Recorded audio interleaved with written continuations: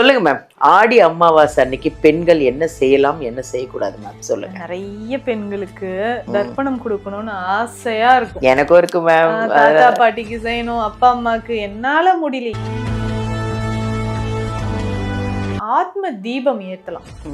அதுவுமே நம்ம தர்ப்பணம் பண்ணதுக்கு சமமான ஒரு விஷயம். அதை நோட் பண்ணிக்கோங்க. ஆத்ம தீபம் எப்படி ஏத்தணும், என்னன்னு சொல்ல போறாங்க.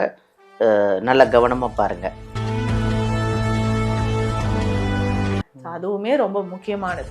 அடுத்து நம்ம மாலை நேரத்துல என்ன பண்ணலாம் அப்படின்னா, நம்ம சில விஷயங்களை நம்ம தானமாக கொடுக்கலாம். ஹாய், எல்லாருக்கும் வணக்கம். This is Balambika. Chennai Adambakkam Deekshalayam Siddha health கேர்ல தாங்க பேசிட்டு இருக்கேன். உங்களுக்கான நிறைய பதிவுகளை நாங்கள் கொண்டு வந்துட்டு இருக்கோம். எங்க நித்யா மேம் வந்து எதுக்காக இவ்வளோ வீடியோ, எவ்வளோ ஆன்மீகம், எவ்வளோ மருத்துவம், எவ்வளோ டிப்ஸ் கொடுத்துட்டு இருக்காங்க.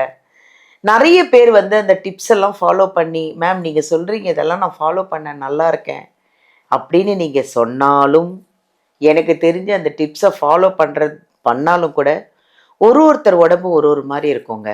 எனக்கு தெரிஞ்சு நேரில் வந்து ட்ரீட்மெண்ட் எடுத்திங்கன்னா எனக்கு ரொம்ப நல்லா இருக்கும்னு என்னோட மைண்ட் செட்டு. நான் நினைக்கிறதுக்காக சொல்கிறேன். ஏன்னா டிப்ஸுன்றது எல்லாருக்கும் ஒரே மாதிரி இருக்காது.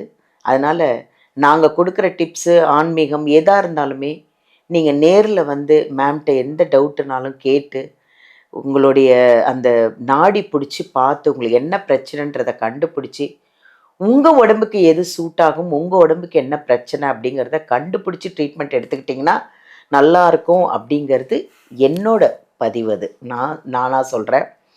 ஏன்னா நமக்குள்ளே என்ன இருக்குன்றது நமக்கு தெரியறதில்ல.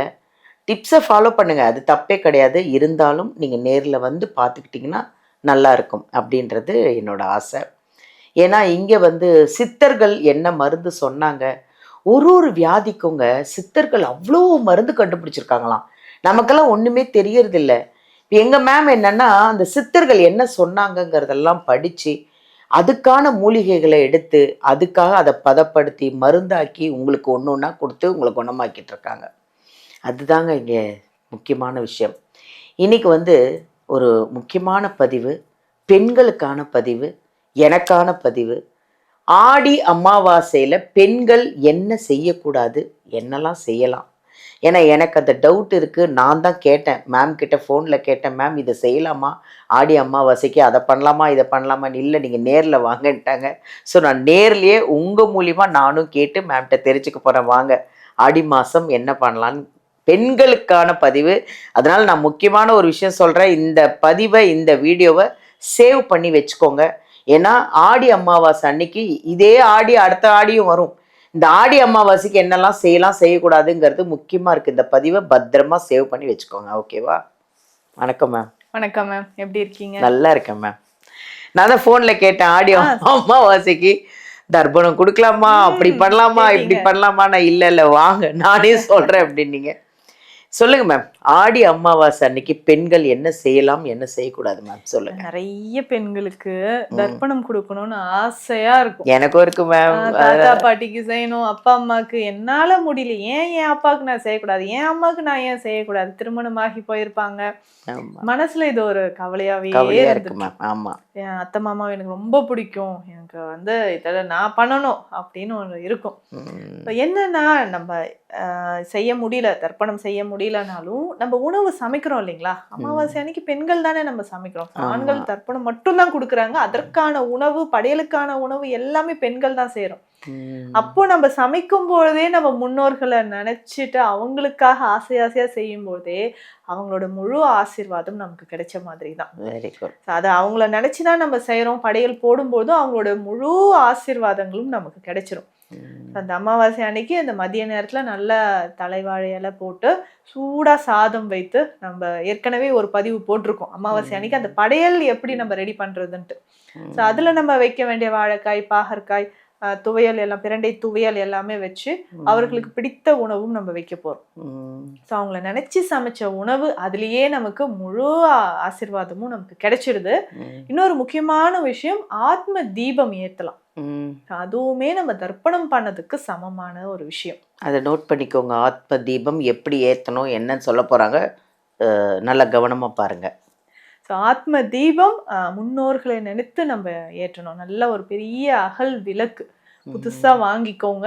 அது முன்தினமே நல்லா வாஷ் பண்ணிட்டு எடுத்து வச்சிருங்க. ஸோ அதுக்கு மஞ்சள் குங்குமம் எல்லாம் வச்சுட்டு 2 திரிய ஒன்னா திரிச்சு நம்ம தீபமாக ஏற்ற போறோம்.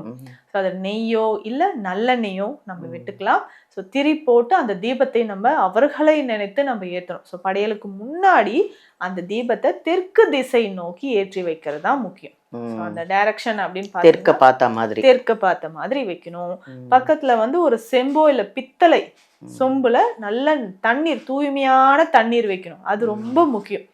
ஸோ நம்ம இவ்வளோ படையல் இருந்தாலும் அந்த தண்ணீர் அவர்களுக்காக வைத்து அந்த தீபம் ஏற்றுறோம் பார்த்தீங்களா, அது பெண்கள் அவங்க கையால ஏற்றும் போது அது தர்ப்பணம் செஞ்சதுக்கு சமம். அடுத்து இன்னொரு விஷயம் சொல்றேன். அவங்களுக்கு நம்ம கையால உணவு கொடுத்த மாதிரி பச்சரிசி தனியா சாதம் வடிச்சுக்கோங்க. பச்சரிசி சாதம் வடிச்சுட்டு அதுல சூடா இருக்கும் போதே கொஞ்சம் நெய் விட்டு அதை நல்ல உருண்டையாக நம்ம எடுத்துக்கணும். நெய் விட்டு பிசைஞ்சு ஒரு உருண்டையாக அந்த சாதத்தை எடுத்துட்டு மேல எள்ளு தூவி காக்கைக்கு படையல் நம்ம கையாலே வைக்கணும் பெண்கள். இது செய்யும் பொழுது நமக்கு முழு திருப்தி கிடைச்ச மாதிரி, தர்ப்பணம் செஞ்சதுக்கு சமம். காக்கை வந்து அந்த உணவை நம்ம கையால வச்ச உணவை சாப்பிடும் பொழுது முதல்ல ஆத்ம தீபம் ஏத்திருங்க. அதுவும் முன்னோர்களுக்கான முக்கியமான ஒரு விஷயம். தெற்கு திசை நோக்கி ஏற்றி வைங்க. காக்கைக்கு பச்சரிசி சாதம் நெய் கலந்து வைங்க. அதுவுமே ரொம்ப முக்கியமானது. அடுத்து நம்ம மாலை நேரத்துல என்ன பண்ணலாம் அப்படின்னா, நம்ம சில விஷயங்களை நம்ம தானமாக கொடுக்கலாம். பாத்தீங்கன்னா ஒரு கொஞ்சம் பச்சரிசி வாங்கிக்கோங்க, 2 வாழைக்காய். ஸோ இதனோட பாத்தீங்கன்னா நல்ல ஒரு வேஷ்டி துண்டு, இதுல வெற்றிலை பாக்கு பழம் இதுவும் வச்சு நம்ம பிராமணர்களுக்கு கொடுக்கலாம். ஸோ அதுக்குன்னே இருப்பாங்க இல்லையா, அந்த அவங்களுக்கு கொடுக்கலாம். அவர்களுக்கு தேவையானவர்களுக்கு சில பொருட்கள் நம்ம வாங்கி கொடுக்கலாம். ஸோ அவங்க போத்திக்கிறது கம்பளி வாங்கி கொடுக்கறது, கொடை வாங்கி கொடுக்கறதும் பரவலா எல்லாருமே கொடுப்பாங்க. வெயிலோ மழையோ அது அவங்களுக்கு யூஸ் ஆகும். ரொம்ப வயதானவர்கள் அப்படின்னா நம்ம வாக்கிங் ஸ்டிக் வாங்கி கொடுக்கலாம். ஸோ அது அவங்களுக்கு யூஸ் ஆகுதா பார்த்துட்டு காலுக்கு செருப்பு வாங்கி கொடுக்கறது. ஸோ இந்த மாதிரி விஷயங்களை நம்ம தானமா நம்மளே செய்யும்பொழுது நம்ம முன்னோர்களுக்கு அது செஞ்ச மாதிரி தான் அர்த்தம். அவங்களுக்கு நல்லா யூஸ் ஆகிற மாதிரியான பொருட்களை நம்ம தானமா கொடுத்துட்டு முன்னோர்களை மனசுல நினைச்சாலே பெண்களே கவலைப்படாதீங்க, அவங்க வந்து அவங்களுக்கே நம்ம செஞ்ச மாதிரி தான் அர்த்தம். ஸோ தர்ப்பணம் செஞ்சதுக்கு இந்த 3 விஷயமும் நம்ம செய்யறது அதற்கு சமமான ஒரு விஷயம். ஸோ அதனால அவங்களை எப்பவும் மனசுல நினைச்சுக்கோங்க, முன்னோர்கள் நம்ம கூடயே தான் இருக்காங்க. ஆமா, அதனால நம்ம சிலர் உணர்வாங்க. அதெல்லாம் கஷ்டம்னு வரும்போது கண்டிப்பா அது நமக்கு தெரியும். நம்ம தாத்தா இது அன்னைக்கு சொன்னாருல்ல, நம்ம அம்மா இது சொன்னாங்கல்ல, அப்படி நம்ம நினைக்கும் போதே ஏதாவது ஒரு உணர்வு உங்களுக்குள்ள வரும். யாராவது வந்து அதே வார்த்தையை சொல்ற மாதிரி இருக்கும். சில பாசிட்டிவ் சைன்ஸ் தெரியும். அதுவுமே நம்ம வீடியோல பார்த்துருக்கோம். அந்த மாதிரி இருக்கும். ஸோ எப்போதுமே நமக்கானவங்க நம்ம கூட தான் இருக்காங்க. அவங்களுக்கு நம்ம செய்யணும்னு ஆசைப்படுறோம் இல்லைங்களா, இந்த விஷயத்த செய்யுங்க, எப்போதும் நம்ம கூடயே இருப்பாங்க. Thank you ma'am. தேங்க்யூ. பெண்களுக்கான ஒரு ஆறுதல் மேம், இது அவ்வளோ அழகான ஒரு பதிவு. Thank you ma'am. தேங்க்யூ.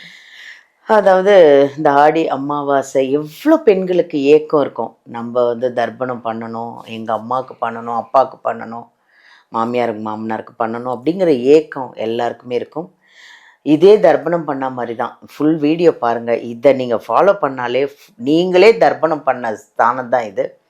யாரெல்லாம் இந்த ஆடி அமாவாசை இதுக்கு ஃபாலோ பண்ணீங்க, யார் தர்ப்பணம் இந்த தர்ப்பணம் மாதிரியே நீங்கள் வீட்டில் என்னென்ன பண்ணீங்க, என்னென்ன சமைச்சிங்க, எப்படி காக்காக்கு கொடுத்தீங்க, ஒரு ஆத்ம தீபம்னு ஒன்று சொன்னாங்க. அதை ஃபுல்லாக பார்த்து அந்த ஆத்ம தீபம் அன்றைக்கி விட்டுறாதீங்க, மறந்துடாதீங்க, அன்றைக்கி கண்டிப்பாக ஏற்றுங்க. அப்படி ஏற்றி முடிச்சிட்டிங்கன்னா எங்களுக்கெல்லாம் ஒரு கமெண்ட் கொடுங்க. யாரெல்லாம் இந்த ஆடி அமாவாசை எத்தனை பெண்கள் ஃபாலோ பண்ணீங்கன்னு எங்கள் நித்யா மேம்க்கு ஒரு கமெண்ட் கொடுங்க. நன்றி. தேங்க்யூ.